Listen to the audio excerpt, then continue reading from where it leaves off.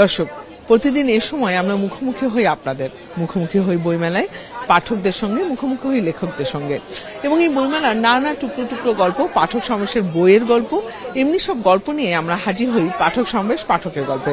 আপনাদের সবাইকে আমাদের সঙ্গে যুক্ত হওয়ার জন্য সাদরে আমন্ত্রণ জানাচ্ছি। আমি জিনিয়া কবি সূচনা। আজ আমরা পাঠক সমাবেশের যে আজ মেলার 11তম দিন এবং পাঠক সমাবেশের সন্ধ্যা গড়ানোর পরে যে ভিড়, সেই ভিড়ে তো পাঠকের সমাবেশ তো থাকবেই, সেই ভিড়ই তো আসলে আমাদের প্রত্যাশা যে পাঠক যেন বইয়ের প্রতি আগ্রহী হয়, যেন বই নিয়ে বাড়ি ফিরে, এমনটাই কিন্তু আমাদের প্রত্যাশা। এবং এই যে পাঠক সমাবেশের যে বইগুলো, সেগুলো যে পাঠকদের যেমন যারা সাধারণ পাঠক তাদের তো পছন্দের শীর্ষে থাকি, লেখকদেরও শীর্ষে থাকে। এবং আমরা দেখি এখানে যে লাল সোফা রয়েছে, সেখানে বসে কিন্তু পাঠক লেখক সবাই এক কাপ চায়ের সাথে বই পড়তে থাকে। এবং এমনি একজন পাঠক কিন্তু আজ এমনি একজন পাঠকও বলতে পারি, এবং আমি তাকে লেখকও বলতে চাই। লেখক মোজাফফর হোসেন আছেন আমাদের সাথে। আপনাকে স্বাগত জানাচ্ছি আমাদের পাঠকের গল্প। আপনাকে ধন্যবাদ ও শুভেচ্ছা জানাই। আমার আর আপনার গল্প তো চলবে, তবে তার আগে আমি একটু পাঠক সমাবেশে যে পাঠকরা আছে তাদের গল্প একটু ঘুরে আসতে চাই। আপনি বই দেখতে থাকুন, আমি আসছি। দর্শক, আমরা এখন পাঠক সমাবেশের মধ্যে আছি এবং এখানে আমি দেখতে পাচ্ছি যে অজস্র পাঠকের ভিড়, এবং যতটা সময় গড়ায় বইমেলার তত বেশি কিন্তু পাঠক আসতে থাকে। আমি একটু কথা বলতে চাই আপনার সাথে। আপনি খুব সুন্দর করে সেজে এসেছেন কিন্তু। আচ্ছা, একটু জানতে চাই যে বইমেলায় কি আজকে প্রথম আসা হলো? হ্যাঁ, এইবার আজকেই প্রথম আসা। আচ্ছা, 10 দিন পেরিয়ে গেল, এখন এর মধ্যে কি মানে সামাজিক যোগাযোগ মাধ্যম কিংবা নানা মাধ্যমে দেখে তালিকা প্রস্তুত করেছেন? আজকে কি বই কিনতে এসেছেন? না, বেসিক্যালি আজকেই প্রথম আসা, ভাবলাম আজকে একটু ঘুরে দেখি কোন বইটা নেওয়া যায় বা কোনটা ভালো লাগে, তারপরে না হয় অন্য আরেকদিন এসে বই কিনে নেওয়া যাবে। পাঠক সমাবেশ ঘুরে দেখা হয়েছে? প্যাভিলিয়ন মাত্র আসলাম, এখন ঘুরে দেখছি। ঘুরে দেখার পরে আমি আপনাকে বইয়ের ব্যাপারে জিজ্ঞেস করবো আবারও। Thank you. আমরা দেখতে পাচ্ছি এখানে অনেক ভিড়, এবং বইমেলায় যারা আসে তারা কিন্তু একটা নান্দনিক সাজে সেজে আসে, এবং পাঠক সমাবেশের প্যাভিলিয়নে কিন্তু পাঠকরা বেশ কিছুক্ষণ অপেক্ষা করে, কারণ তারা দাঁড়িয়ে এখানে বই দেখতে পারে। এখানে আমি একটি জটলা দেখতে পাচ্ছি, এবং এখানে নিশ্চয়ই বন্ধুরা সবাই মিলে বই কিনতে এসেছে। একটু কথা বলতে চাই। কথা বলতে চাচ্ছেন না? আচ্ছা, কোনো অসুবিধা নেই। আমি কি একটু আপনার সাথে কথা বলতে পারি? আপনি প্লেটো দেখছিলেন, প্লেটো প্রবেশিকা। দর্শনের বই কেমন লাগে? অবশ্যই ভালো লাগে দর্শনের বই। আর আমার দর্শন পড়াশোনা, এবং আমি নিজেও যেহেতু জার্নাল লিখবো ভাবছি, সেই ক্ষেত্রে আমি দর্শনের বইগুলোই বেশি পড়ছিলাম। তো আজকেই ফার্স্ট আসলাম, খুব ভালো লাগছে। পাঠক সমাবেশে কিন্তু আপনি যে বইটি দেখছিলেন, প্লেটো প্রবেশিকা, আমিনুল ইসলাম ভূঁইয়ার বেশ কয়েকটি বই আছে, প্লেটোর জীবন ও দর্শন আছে, এবং প্লেটোকে সহজভাবে বোঝা। আপনি যেহেতু দর্শনের ছাত্রী, আপনারা নিশ্চয়ই। দর্শনের ছাত্রী না, আমি সঙ্গীতের উপরে অনার্স মাস্টার্স করেছি। প্লেটোর এই বইটা নেওয়ার একমাত্র আমার প্রথমে বইটা চোখে পড়েছে এজন্যই যে আমি রবীন্দ্রসঙ্গীতে মাস্টার্স করেছি। তো রবীন্দ্রনাথের সাথে বেশ কথোপকথন হয়েছিল প্লেটোর, যার কারণে হচ্ছে আমি প্রথমে এসে আমার বইটা চোখে পড়লো, তাই আমি সূচিপত্রটা দেখছিলাম যে কি কি আছে, আসলে দেখি। নিশ্চয়ই প্লেটোর কিন্তু আরো অনেক ধরনের এই আমিনুল ইসলাম ভূঁইয়ারই লেখা, এবং তিনি নানা অনবদ্য একটি কাজ কিন্তু পাঠক সমাবেশের, এবং এরকম সিরিজই কিন্তু আছে, প্লেটোর জীবন ও দর্শন আছে, নিশ্চয়ই আপনি দেখবেন। অনেক ধন্যবাদ। Thank you. দর্শক, আমি যেটি বলি যে পাঠক সমাবেশের কোনায় কোনায় কিন্তু আমরা দেখি যে পাঠক বই দেখছে। আমি আরেকজন পাঠককে এখানে দেখেছি। আমি একটু যদি কথা বলি, জীবনানন্দ দাশ দেখছেন। জীবনানন্দ দাশ কি পছন্দের কবি? পছন্দের কবি না, কিন্তু বইটা ভালো লাগছে, এজন্য আর কি দেখা বেসিক্যালি। আচ্ছা, জীবনানন্দ দাশ পছন্দের কবি না? না। তাহলে বইটা ভালো লেগেছে কেন? ডেকোরেশন, তারপরে দেখলাম জীবনানন্দ দাশের মানে বইটা আর কি করার জন্য আগ্রহী ছিলাম আর কি, এই জন্য দেখা বের করে। আমি আপনার হাতেও জীবনানন্দ দাশ দেখতে পাচ্ছি। জীবনানন্দ দাশ অ্যাকচুয়ালি আমার ফেভারিট না, বাট এনার বই অনেক ভালো লাগে। বনলতা দাস, ওটা আমার খুব মানে পড়া আর কি। আমি বনলতা সেন, হ্যাঁ সরি, আসলে এগুলা বিশেষ ফিকশনাল বই অত পড়া হয় না, নন ফিকশনালের বেশি পড়ায়। আসছি, ঘুরছি, দেখছি, কিনছি, এই তো। অনেক ধন্যবাদ আপনাদের। নিশ্চয়ই দেখবেন জীবনানন্দ দাশের বনলতা সেনকে নিয়ে বই পড়তে আসলে ভালো লাগে। বনলতা সেন সবসময় মনেই থেকে যাবে বাসায়। আচ্ছা, আমরাও চাই পাঠকের মনে বনলতা সেন থেকে যাক। পাঠকের মনে বনলতা সেন থেকে যাওয়া মানেই কিন্তু পাঠকের মনে বই থেকে যাওয়া। এবং আমরা আরেকটু ঘুরে দেখি পাঠক যারা বই দেখছেন, এবং অনেকে কিন্তু পরিবার নিয়ে এই বইমেলায় আসেন। আমি একটু যেতে চাই, একটু কথা বলতে পারি? একটু আপনার কাছে জানতে চাই, এই যে সন্তানকে নিয়ে বইমেলায় এসেছেন, মানে কি ধরনের বই আসলে সন্তানের হাতে তুলে দিতে চান? ধন্যবাদ। আমি আসলে আমার সন্তান যেহেতু হচ্ছে একজন কিশোরী, তো ওর চিন্তা চেতনায় প্রভাব পড়তে পারে বা ওর বয়স উপযোগী এই ধরনের বই ওর জন্য আসলে ওকে সাথে নিয়ে কিনতে এসেছি। আচ্ছা, ও কি বই পড়ে বাসায় নাকি মুঠো ফোনেই বন্দি থাকে? মুঠো ফোনে আসলে এটা এড়ানোটা মুশকিল, তবে এটার বাইরে থেকে এটাকে দূর করার জন্য বইয়ের প্রতি আগ্রহ তৈরি করার জন্যই আসলে এই বইমেলাতে নিয়ে আসা এবং ওকে সাথে নিয়ে বই কেনা, এবং এই জন্য হচ্ছে ওর পছন্দ উপযোগী কিছু বইও কিনেছি।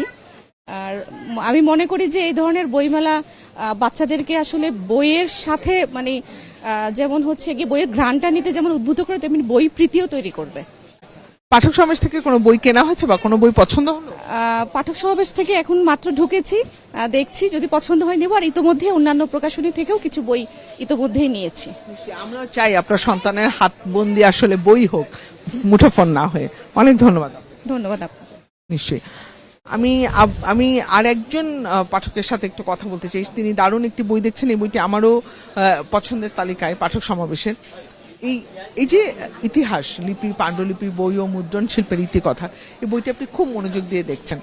একটু জানতে চাই যে এই ধরনের বই সম্পর্কে কি আগ্রহ আছে? আমার হচ্ছে মেইনলি নন ফিকশন জর্নাল বইগুলোর প্রতি আগ্রহ আছে। তো ভাষা সাহিত্য আর ধর্মগুলো নিয়ে একটু পড়াশোনা করা ট্রাই করি। তো এটা এখন লিপি নিয়ে তেমন কোনো ইয়ে নাই, বাট ইচ্ছা আছে জানার জন্য, এটাই। এই কারণেই দেখছেন। ধন্যবাদ, নিশ্চয়ই দেখবেন। আমি একটু নীলের কাছে ফিরতে চাই। এখানে নীল আছে লেখকের সাথে, আমি যে লেখকের সাথে পরিচয় করিয়ে দিয়েছিলাম, মোজাফফর হোসেনের সাথে আছে নীল। নীল, আমি পাঠকের আড্ডায় ছিলাম। পাঠকের আড্ডায় কি কি গল্প হলো তোমার পাঠকের সাথে? এবং আজকে পাঠকের পদচারণা তো আমরা আসলে এই বইমেলায় এবং পাঠক সমাবেশ প্যাভিলিয়নে প্রচন্ড রকম ভিড় দেখছি এই মুহূর্তে, কি বলছে পাঠকরা? নীল, তুমি কি জানো প্লেটোর সাথে রবীন্দ্রনাথের বেশ কথোপকথন হয়েছিল, বেশ সাক্ষাৎ হয়েছিল? এটা কি তুমি জানতে? না, যেটা তুমি জানো সেটা আমি জানি না, আবার যেটা আমি জানি সেটা তুমি জানো না। অনেক কিছুই তুমি জানো না। আমাকে একজন পাঠক কিন্তু এই বিষয়টি বলল যে সে প্লেটোর প্রবেশিকা দেখছিল পাঠক সমাবেশের, আমিনুল ইসলাম ভুঁইয়ার যে বইগুলো তার মধ্যে থেকে একটি দেখছিল, এবং তার কেন এত আগ্রহ হয়েছে, কারণ তার রবীন্দ্রনাথের প্রতি আগ্রহ আছে, এবং রবীন্দ্রনাথ এবং প্লেটোর যে সাক্ষাৎ পর্ব বা যে কথোপকথন, দীর্ঘ কথোপকথন, সেটি সম্পর্কে তার আগ্রহ থেকে সে প্লেটোর বই দেখছিল। এমনি নানা তথ্য কিন্তু আমি পাঠকের গল্পে পেয়েছি। নীল, খুব ইন্টারেস্টিং, কারণ প্লেটোর সঙ্গে রবিটার দেখার তো কোনো সুযোগ নাই, 1000 বছরের ব্যবধান। উনি আসলে আমার মনে হয় আইনস্টাইনের কথা বললেন, আইনস্টাইনের সঙ্গে রবীন্দ্রনাথ দেখা হয়েছিল।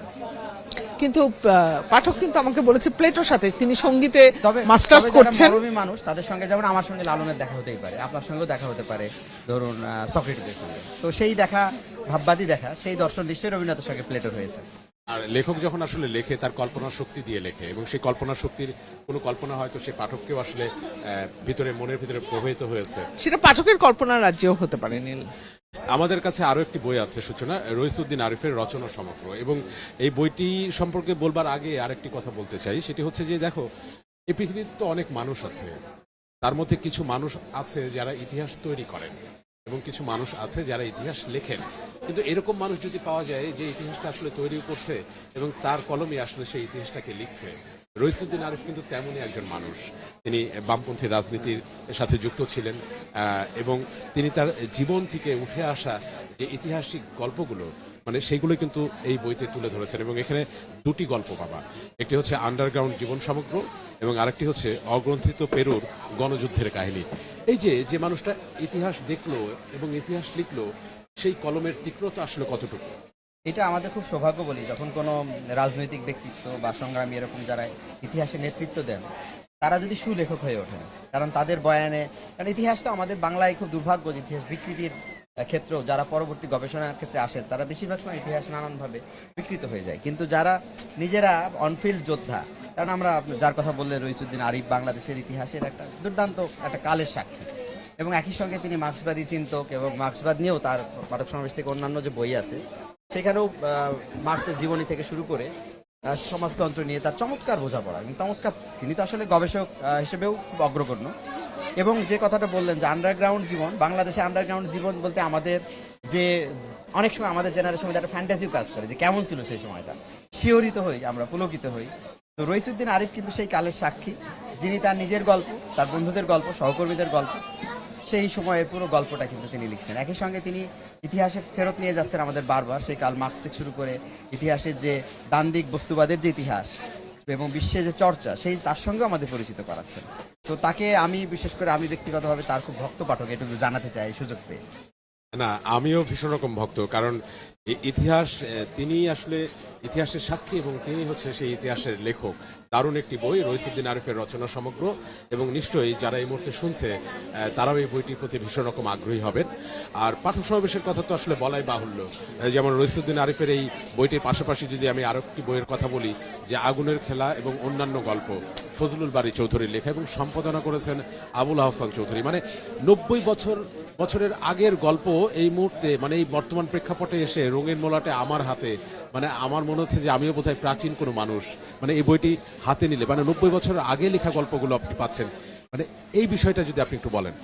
এইটা কিন্তু খুব ইন্টারেস্টিং। আমরা ইতিহাসের কথাই বলছিলাম রইসুদ্দিন আরিফের প্রসঙ্গ ধরেই। ফজলুল হক বারী সম্পর্কে আমার ব্যক্তিগত পক্ষপাত আগ্রহ থাকার একটি কারণ আছে। তিনি আমার শ্বশুরবাড়ি, আপনি জানেন, কুষ্টিয়া অঞ্চলে। তিনি কুষ্টিয়া অঞ্চলে যে শুরু থেকে মানে লালনপুর পরবর্তী সময় বা রবীন্দ্রনাথ পরবর্তী সময় যারা খুব অগ্রগণ্য ব্যক্তি ছিলেন, তার মধ্যে একজন ফজলুল বারী চৌধুরী। তিনি কুষ্টিয়া শহরেই মানুষ, এবং সেই শহরে রাজনৈতিক বলি, সমাজ মানে সংশ্লিষ্টতা বলি, সমাজকর্ম বলি, নানান রকম কাজের সঙ্গে তিনি জড়িত ছিলেন। এবং তিনি সেখানে মিউনিসিপ্যালিটির কিন্তু এই মেয়রও নির্বাচিত হন 2 বার। তো সেই সময়ে তিনি তার মতো মানুষ, তিনি লিখতেন, এবং তিনি তার বন্ধুত্ব ছিল কাজী মোতাহার হোসেন চৌধুরীর মতো আরেকজন প্রাজ্ঞসর মানুষের সঙ্গে, এবং নজরুল সমসাময়িক একটা সময়ের মানুষ তিনি। তো এবং অন্নদাশঙ্কর রায়ের সঙ্গে তার বন্ধুত্ব ছিল। সেই মানুষটা তার গল্প লিখেছে। আমি কিন্তু কুষ্টিয়া শহরের বড় হয়েছি, কিন্তু আমি জানতাম না, সত্যি কথা বলতে।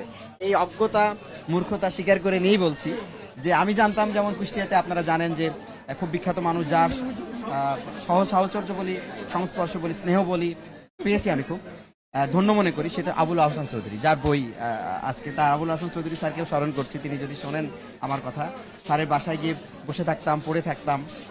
সেই মানুষটাও কোনোদিন বলেননি এই মানুষটার কথা। কারণটা বলেন তো?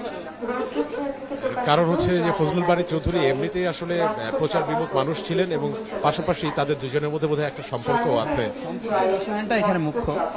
তার পিতা আবুল হাসান চৌধুরীর পিতা, আমি এই বইয়ের তিনি যে একটি ছোট্ট ভূমিকা লিখেছেন সেখানেও এই কথা বলেন।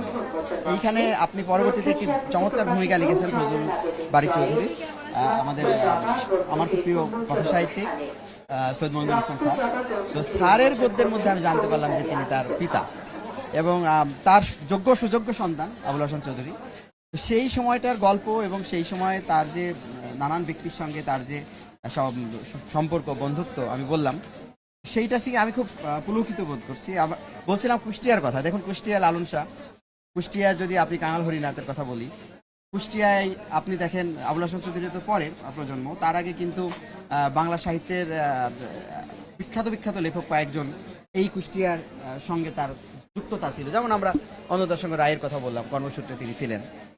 তো এই এবং আমার একজন বিখ্যাত লেখক, আমি নামটা এই মুহূর্তে মনে পড়ছে না, আমি শুধু পাঠকদের ধরিয়ে যে দিবসের শেষে যে গল্পের লেখক, আমার খুব খারাপ লাগছে, আমি নামটা মনে পড়লে।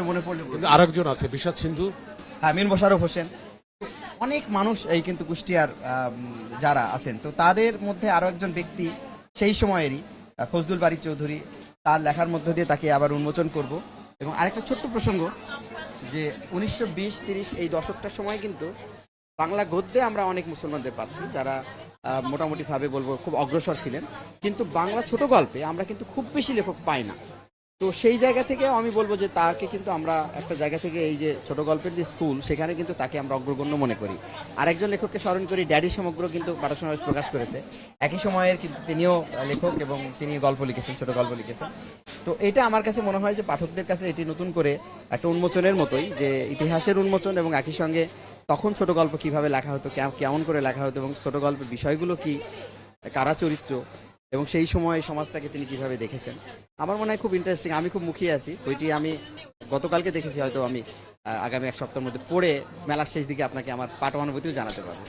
অবশ্যই, এবং এই বইটি তো মানে এখন পর্যন্ত বইমেলায় আমার কাছে মানে খুবই দারুণ একটি বই মনে হয়েছে এই বইটি, আগুনের খেলা এবং অন্যান্য গল্প। এবং এর আগেও আমরা এই বইটি নিয়ে কথা বলেছি, তখনও কিন্তু আমি কোনো গল্পের কয়েকটি লাইনও কিন্তু পড়েছিলাম যে পাঠককে জানাতে যে তার সেই সময়ের আসলে ভাষা কেমন ছিল। 90 বছর আগে নীল, 90 বছর আগে সেই সময় মানুষের নামগুলো, ক্যারেক্টারের নামগুলো, চরিত্রের নামগুলো আসলে কি ছিল, কিভাবে তারা জীবন যাপন এই করত। যেমন একটা নাম যে প্রতাপ, তখন একটা চরিত্রের নাম ছিল প্রতাপ।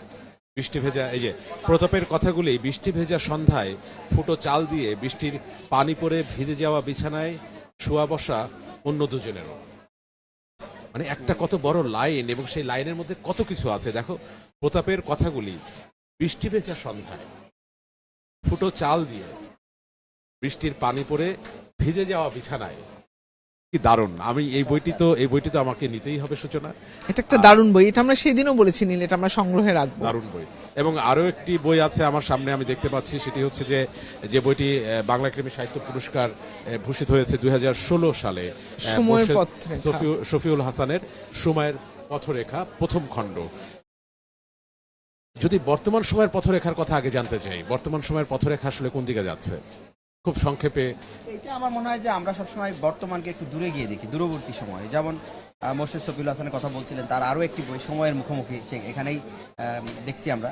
তো তিনি কিন্তু 70, 80 বা সেই সময় 90 দশকের যে সময়, সেই সময়গুলো কিন্তু এখন থেকে আমাদেরকে দেখাচ্ছেন পিছনে ফিরে, যে সেই সময় রাজনৈতিক পরিস্থিতি, সামাজিক পরিস্থিতি, বাংলাদেশের শিক্ষা ব্যবস্থা বা অন্যান্য যত সাংস্কৃতিক যে পরিবর্তন, সংগ্রাম, সেই সময়গুলোর কথা তিনি বলছেন। তো আমার ধারণা আমরাও এবং আমরা সকলেই এই সময়ের কথা বলবো হয়তো আরও 2-3 দশক পরে গিয়ে, কারণ তখন আমরা একটু দূরে গিয়ে বুঝতে পারবো এই সময়ের যে লক্ষণগুলো আছে, সেই লক্ষণগুলো কোন জায়গা থেকে কোথায় বাঁক নিচ্ছে, কী ধরনের পরিবর্তন আসলে হচ্ছে, এবং তার মধ্যে দিয়ে কোনটা শুভ কোনটা অশুভ, এই সময় আমরা আসলে বুঝতেও পারছি না অনেক কিছু। তো আমার মনে হয় সময় আমাদেরকে সবসময় শিক্ষা দেয়, এবং সেই শিক্ষাটা আমরা উপলব্ধি করি একটু পরে। সেই কথাগুলো অবশ্যই আমরা বলতে চাই। আমার মনে হয় কয়েক বছর পরে আমরা হয়তো এই সময়টাকে আমাদের পরবর্তী প্রজন্মের জন্য আমরা আবার নতুন করে স্মরণ করবো এই সময়টাকে। নীল, একটু অন্য প্রসঙ্গে আসতে চাই। তুমি সময়ের কথা বলছিলে, আমি একটু পাহাড়ে চলে যেতে চাই। এই যে হিল ট্র্যাক অফ বাংলাদেশ, এটাও একটা বই পাঠক সমাবেশের। এই বইটি নিয়ে একটু আপনার কাছ থেকে আমি একটু মানে শুনতে চাই। এবং মানে পাহাড় নিয়ে তো আসলে আমাদের কমই বই প্রকাশিত হয় এবং হিল ট্র্যাক্সের এই ধরনের বিষয় নিয়ে সে সম্পর্কে। যেমন আমার ব্যক্তিগত খুব জিজ্ঞাসার জায়গা, এবং এক ধরনের আমি বলবো আমাদের নিজেদের প্রতি আমাদের ক্ষোভও এক ধরনের। কারণ কেন বলি, যে আমি বা আমরা সকলেই, আমাদের যারা শুনবেন তারাও যদি জিজ্ঞাসা করেন নিজেদেরকে, যে আমরা পুরো দেশটা তো অনেকগুলো জাতিসত্তা মিলেই একটি দেশ, কিন্তু আমরা পরস্পরকে কতটুকু জানি, এই প্রশ্নটা কিন্তু আমি বিভিন্ন সময় করার চেষ্টা করেছি। এবং সেইটা এই বই ধরেই কথাগুলো বলি, যে আমি সিনেমা দেখতে গিয়ে, আমি খুব সিনেমা দেখি, তো সিনেমা দেখতে গিয়ে আমার মাঝে মাঝে মনে হয় যে আমাদের যে একটা বড় অঞ্চলে, যে হিলি অঞ্চল, যেটা আমরা পাহাড় অঞ্চল, হিল ট্র্যাক্স, এবং সেখানে আমাদের 42 থেকে 45টি দেখা যাবে বিভিন্ন রকম জাতিগোষ্ঠী আছে যারা আমাদের অন্য ভাষায় কথা বলেন, তাদের নিজস্ব ভাষা, নিজস্ব সংস্কৃতি, নিজস্ব শিল্প, নিজস্ব সবকিছু, যদি খাবার থেকে শুরু করে সবকিছু, এবং খুবই সমৃদ্ধ তারা। তো সেই বন্ধু যারা তাদের সম্পর্কে আমরা জানার চেষ্টা আদৌ করি কিনা, এবং আমাদের সিনেমায়, আমাদের সাহিত্যে, আমাদের উপন্যাসে তাদের উপস্থিতি আসলে কতটা। কিন্তু তারা দেখবেন বাংলাদেশকে নানানভাবে তুলে ধরছে। যেমন আমি যদি একটু ছোট্ট একটা জায়গায় কথা বলি, যে ফুটবলে মেয়েদের যে ফুটবল, আমি একবার দেখলাম মনে হয় 12 জন বা 11 জনের যে একাদশ, সেখানে 7 থেকে 8 জন মেয়ে ছিল, কিন্তু আমাদের পাহাড়ি মেয়ে বোনরা।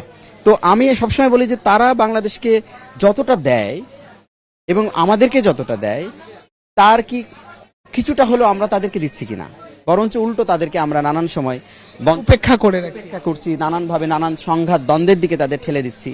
তো আমার কাছে এই জায়গাটা খুব পরিষ্কার, এবং এই জায়গাগুলো জানার জন্য, কারণ আমাদের কাছে পর্যাপ্ত টেক্সট নাই। আর একটা জিনিস থেকে দেখবেন যে আমরা যখন লিখি, নিজেরা বাঙালিরা অধিকাংশ সময় লেখে, তখন আমার মনে হয় যে সেখানে কিছুটা হলেও গ্যাপ থেকে যায়, ঘাটতি থেকে যায়। আমাদের বোঝাপড়ার সমস্যা, আমি মনে করি, আমি এটা স্মরণ করতে চাই এবং আমি স্বীকার করতে চাই, আছে। সেই জায়গাতে যখন নববিক্রম কিশোর ত্রিপুরা, তিনি যখন আপনারা বুঝতে পারছেন যে তিনি যখন বইটা লিখেছেন, এবং তিনি লিখছেন যে বাংলাদেশের an anthology of articles on Chittagong hill tracts, তার মানে তার যে রচনা সমগ্র বিভিন্ন সময় প্রকাশিত হয়েছে, আর্টিকেলস বিভিন্ন পত্রপত্রিকায়, বিভিন্ন জার্নালে, সেইগুলো আসলে একটা কালেকশন। এবং তিনি যেহেতু ইনসাইড ব্যাপারটা জানেন, এবং তিনি আমাদেরকে যদি শোনাতে পারছেন, মানে শোনাতে উপযুক্ত মানুষ, যে তিনি আমাদের শোনাচ্ছেন যে তাদের সমস্যাগুলো কোথায়। উনি তো নিজ জাতির কথাই আসলে আমাদেরকে তুলে ধরছেন আসলে, মানে তিনি নিজেই তো সেই সম্প্রদায়। এবং এবং সমস্যাটা আসলে তাদের না, সমস্যাটা তো আমাদেরই। তো আমাদের সমস্যাগুলো আসলে তারা যেভাবে ভোগ করেন, সাফার করেন, এই শব্দটা আমি ব্যবহার করতে চাই। তো সেই জন্য আমার মনে হয় যে এই বইটা আমাদেরকে নতুন একটি দৃষ্টিকোণ, বিশেষ করে আমাদের জন্য অনেক কিছু শেখার হবে। যেহেতু বইটা খুব স্বাভাবিক, আমার পড়ার সুযোগ হয়নি, তো আমি নিজে পড়বো এবং আমার যে আগ্রহের জায়গা, যে এই ধরনের টেক্সট কম এবং যে বিতর্ক সম্প্রতি আপনারা জানেন যে চলমান, এই জায়গায় আমার মনে হয় বিতর্কের কোনো সুযোগ নাই যদি আমরা পরস্পরকে জানি বা বুঝি। এবং এই দোষটা ওদেরকে চাপায় না, কারণ তারা আমাদেরকে জানে, তারা আমাদেরকে বোঝে, আমাদেরকে ওন করে, কিন্তু আমরা সেটা পেরে উঠিনি। এই ব্যর্থতাটা মেনে নিয়ে আমার মনে হয় এখন আমাদের এগিয়ে যাওয়ার সময়।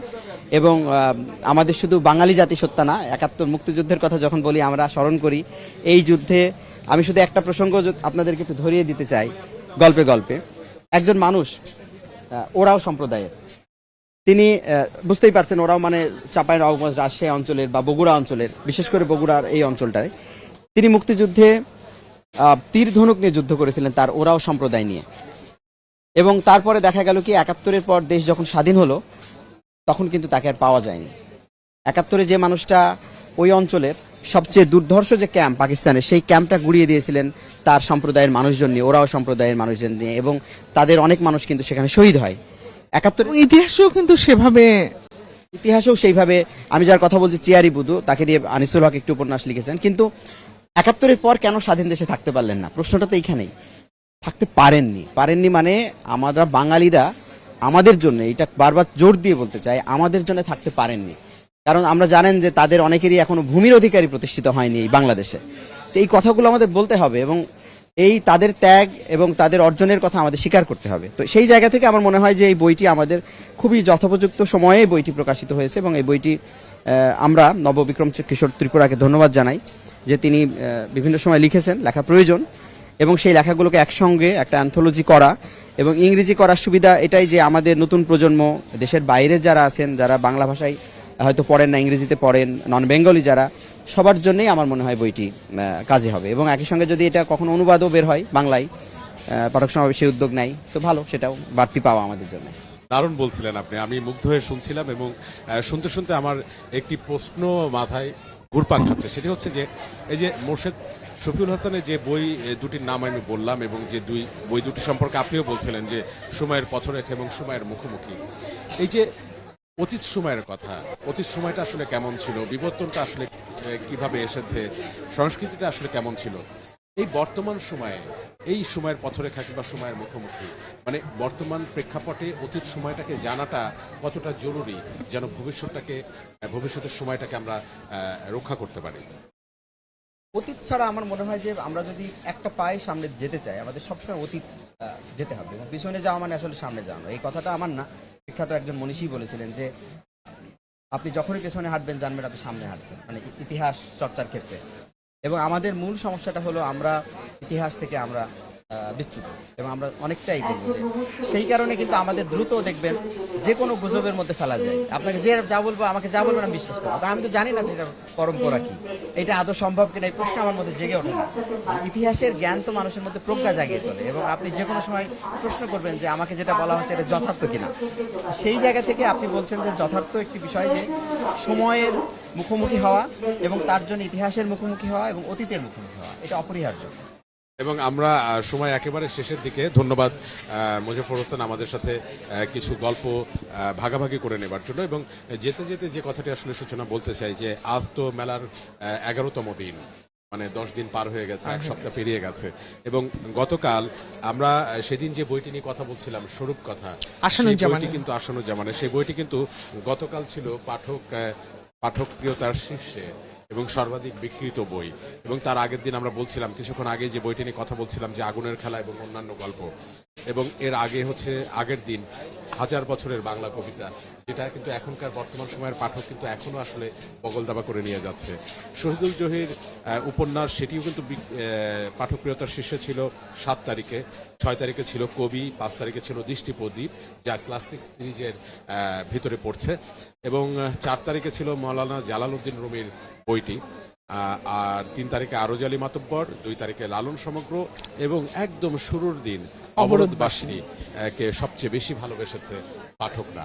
এবং মুজিবুর হোসেন আসলে যেমনটা বলছিল সূচনা, যে পিছনের দিকে হাঁটা মানেই কিন্তু সামনের দিকে হাঁটা, এবং সেই পিছনের দিকে কিন্তু হাঁটতে গেলে যদি তুমি সামনে এগোতে চাও তাহলে কিন্তু এই বইগুলো ভীষণ রকম জরুরি।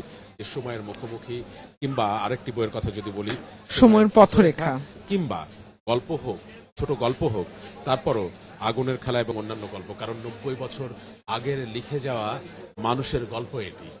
এই অতীতে আমাদের হাঁটতেই হবে যদি আমরা সামনে এগোতে চাই, আর যদি আমরা শেষ করতে চাই তাহলে তোমার কাছে আমাদেরকে যেতে হবে, কারণ সূচনা শুরুও করে, সূচনা উপসংহারও না।